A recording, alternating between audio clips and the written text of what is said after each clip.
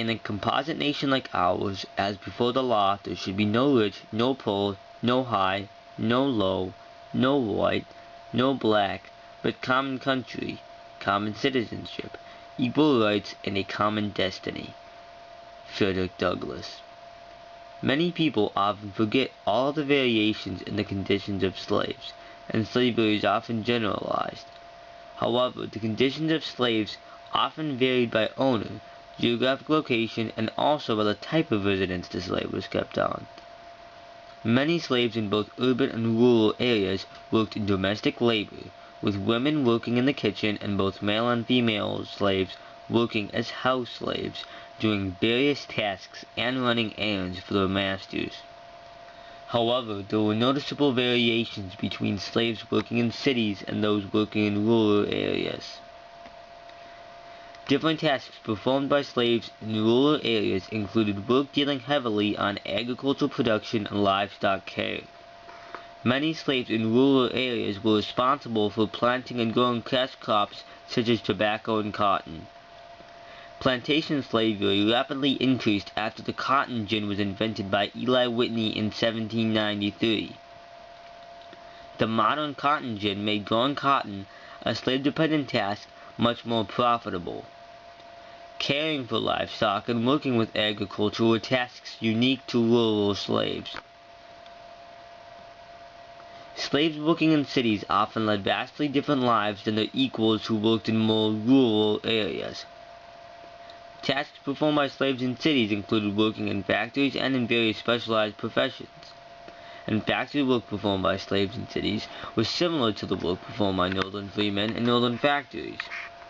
They worked with machines, often in dangerous conditions, to produce various goods, though work by African Americans in the South was very limited in industry because only 5% of the slave population in the South lived in cities.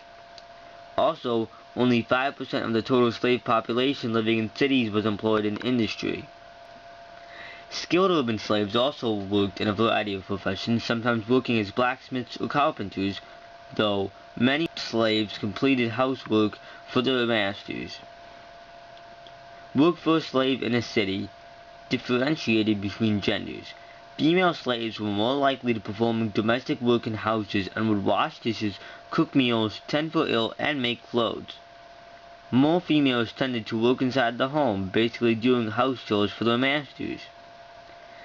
Male slaves were more likely to work as valets, in stables, as coachmen, and as gardeners.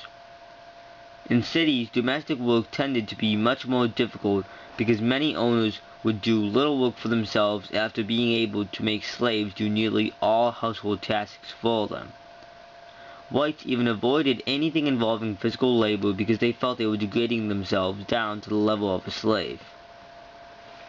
The quality of life for slaves in a city was also generally higher than those of their plantation brethren. Slaves tended to live closer to their masters in cities because there was less room in city homes for slaves. Their living quarters were, for the most part, much nicer than that of a rural slave. Slave owners mostly fed their slaves much higher quality food because they fed them table scraps that they would normally eat, and other extras, rather than preparing separate meals for the slaves themselves.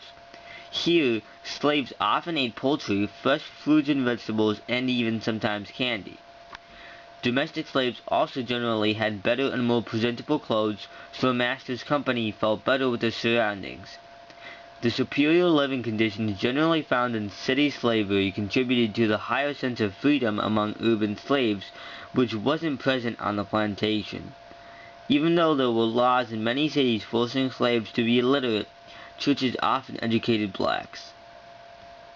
And greater ability to earn money was one of the freedoms urban slaves enjoyed. This money was obtained both legally and illegally. Some slaves received extra money by working extra hours for their masters at extremely low wages, while others hired out their services to other individuals.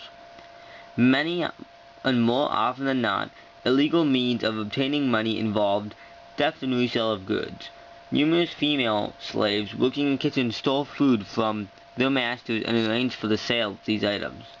Men worked with women in this illicit trade by taking the goods and actually completing the transaction with the poor whites or lower-class businessmen they traded with, often for a fraction of the item's value.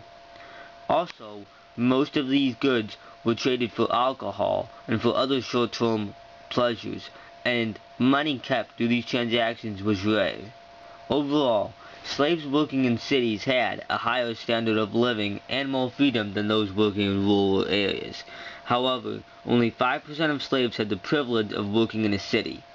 Also, the geographic location of a slave could change whether he or she was bought or sold, which often occurred multiple times throughout the slave's lifetime.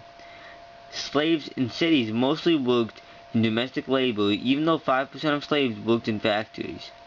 As you can see, there were key differences in the lifestyles of slaves based on their geographic location and many other factors.